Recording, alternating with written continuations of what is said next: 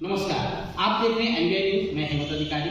आज हमारे बीच हैं आयुष मंत्रालय के पूर्व सदस्य दिनेश उपाध्याय जी और मणिभद्र महाराज जी जैन। और हम चर्चा करें नेपाल और भारत के संबंध में। दिनेश जी, वास्तव में आपसे बहुत आप नेपाल के विषय में काफ़ी विज्ञ हैं और भारत और नेपाल के संबंध के विषय में और नेपाल के विषय में जो आप जानते हैं हमारे दर्शक चर्चा। अब महाराज जी बैठे हैं तो सूरज बुद्धियाँ दिखाने वाली बात में क्या छोटी बुद्धि है, छोटा बना कार्य है। महाराज जी तो पूरे विश्व का कार्य करते हैं, संत हैं, लेकिन फिर भी क्या है कि भगवान पशुपतिनाथ पूरे विश्व की रक्षा करते हैं। और राजनीतिक क्षेत्र में कार्य करने वाले विशेष लोगों को राष्ट्र शक्ति, सद्बुद्धि, सद्भावना, कुटुंब प्रबोधन का कार्य वहाँ होना चाहिए। आदर्श संस्कारी परिवार के बारे में चिंतन होना चाहिए। राष्ट्र सर्वोपरि है, ये भाव वहाँ सभी के जनमानस में आना चाहिए। जिस दिन व्यक्ति निर्माण, समाज निर्माण, राष्ट्र निर्माण होता है, वहाँ राजनीति भी अच्छी तरह से होती है। इसलिए नेपाल को तो मैं बहुत दिन से आता जाता रहा हूँ। वहाँ रोटी बेटी का रिश्ता, अभी हम लोग मर्यादा पुरुषोत्तम भगवान श्री राम जी की बारात लेके गए थे। चंपत राय जी, राजेंद्र जी, उस समय में बारात लेकर के गए और बड़ा अच्छा हुआ। अभी जब से वहाँ राजा वीरेंद्र जी का देहांत हुआ, घटना हुई वहाँ, उसके बाद खिचड़ी की यात्रा नेपाल से गोरखपुर मंदिर में आती थी। गोरख काली मंदिर से गोरखा जिला से लेकर के वो यात्रा बड़े लंबे समय से चल रही थी, जो गोरखपुर मंदिर में मकर संक्रांति के दिवस पे आती थी। और वहाँ के जो मठाधीश थे वो उस खिचड़ी का पहला भोग नेपाल से आई खिचड़ी का ही लगता था गोरखनाथ बाबा का। लेकिन 20 वर्षों से वो खिचड़ी की यात्रा इन लोगों ने बंद की। नेपाल की वो जनता का था, सरकार का नहीं था। राजा जब नहीं रहे वीरेंद्र विक्रम साहब, उसके बाद वो खिचड़ी की यात्रा बंद हुई। जब मैं आता जाता रहा तो एक चिंतन मन में आया कि हमारी परंपराएं क्या थी। हाँ, नहीं, यात्रा बंद हो गई थी, यात्रा नहीं लेके आए, वो जो कि परंपरा थी। मैंने सोचा किसी एक व्यक्ति के ऊपर जाने से या राजनीति ना करने से या बीमार होने से क्या परंपराएं टूटनी चाहिए? होली का पर्व है, दीपावली का पर्व है, राम की बारात है, खिचड़ी की यात्रा है, या वहाँ और भी इतने सारे पर्व भारत में नेपाल, लेकिन परंपरा टूटनी नहीं चाहिए, व्यक्ति रहे या ना रहे। ऐसा एक विचार मन में आया और मैं गोरखा जिला में गया। तो वहाँ सबसे खतरनाक बात मुझे दिखाई दी, आज गोरखा जिले में 56 चर्च बन चुके हैं। एक जिले में 56 चर्च है गोरखा के अंदर। और जब मैं 20 साल पहले वहां गया, मुश्किल से 1-2 चर्च होगा, आज 56 चर्च गोरखा में। वो देखा वहां की स्थिति कि यहाँ तो ये क्या हो रहा है। जो आदमी राम बहादुर थापा था वो डेविड हो गया। ये गोरखा जिला मैंने जाके देखा, जो दुर्भाग्य है, सबके लिए दुर्भाग्य। आपका कहना है कि जो ईसाई धर्म वाले हैं वो तो अपनी पैदाइशी हों लेकिन कन्वर्ट ना हो। ईसाई और मुस्लिम का धर्म यहाँ का है नहीं, टोटली कन्वर्टेड है। सनातन जो परंपरा है वो प्राचीन, इसका कोई गणना नहीं है, लेकिन जो लोग धर्म परिवर्तन कर रहे हैं वो अच्छा नहीं है। यदि जब आयुष मंत्रालय में रहे, फूड के विषय में से आजकल का जो खान पान है उस विषय में मैं अपनी बात ही पूरी कर लूँ तो हमने वहाँ से खिचड़ी की परंपरा शुरू करने के लिए गोरखा में टीम गठित की। होम बहादुर बसनेत एक व्यक्ति है वहाँ, 70-75 साल में से जाके मिला, बातचीत की, मेयर से मिला। उन्होंने उस बात को महसूस किया कि नहीं, ये परंपरा थी और इन्होंने बंद की।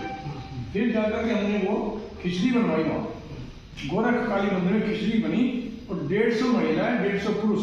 पिछले वर्ष 14 जनवरी को मकर संक्रांति के दिन मुख्यमंत्री आदित्यनाथ जी ने 3:30 बजे खिचड़ी का भोग लगाया।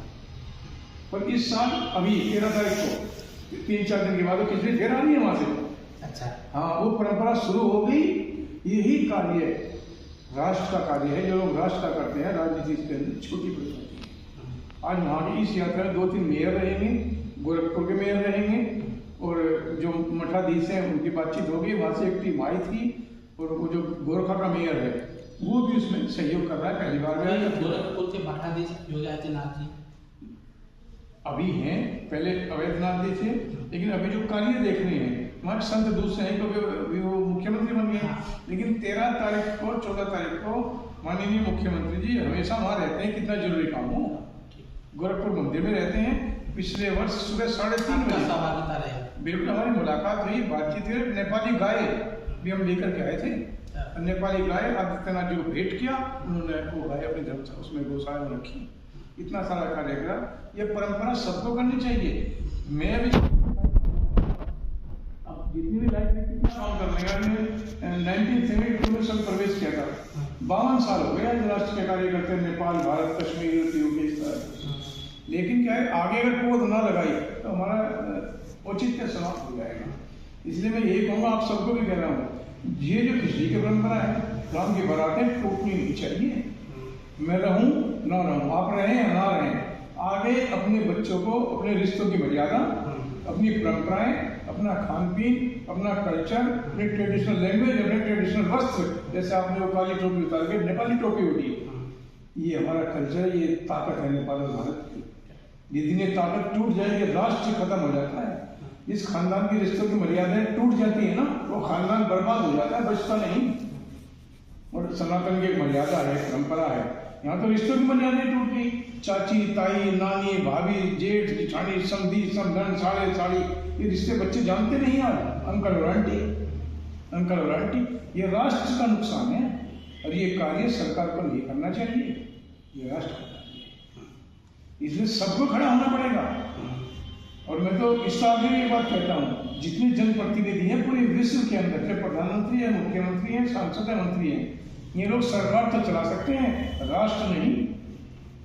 राष्ट्र चलाएंगे संत जैसे लोग, उद्योगपति, व्यापारी, इंटेलेक्चुअल्स, NGO, IAS, IPS। जिस दिन ये लोग अपने दायित्व का निर्वहन करना कम कर देंगे, बंद कर देंगे, सरकार दे जाएगी वहाँ। कोई पहले खतरे में आएगी है। इतना बड़ा योगदान है इन लोगों का। ये लोग उठें और व्यक्ति तैयार करें, तब जाकर राष्ट्र का बड़ा होता है। जनमत संग्रह की कई बार बात है नेपाल के अंदर, जनमत संग्रह होने नहीं देते। हिंदू राष्ट्र खत्म किया, किससे पूछ के किया? क्या हिंदू राष्ट्र नहीं रखेंगे, जनमत संग्रह हुआ क्या? जो मेंबर पार्लियामेंट चुनाव जीत के गया, वो तो सरकार में वोट मांगी उन्होंने, कि मैं बिजली लाऊंगा, पानी लाऊंगा, शिक्षा, यही तो कही। ये तो नहीं बात है हिंदू राष्ट्र खत्म करेंगे, इसके ऊपर वोट मांगा था क्या? ये मुद्दा था कोई? नहीं। किसी सांसद ने ये नहीं कहा कि हम लोग हिंदू राष्ट्र खत्म करेंगे, इसलिए मुझे वोट दो। क्या कहा? तो नहीं, चर्चा नहीं है। इसलिए उसके ऊपर नेपाल के अंदर जनमत संग्रह होना चाहिए। तुमने कैसे खत्म कर दिया?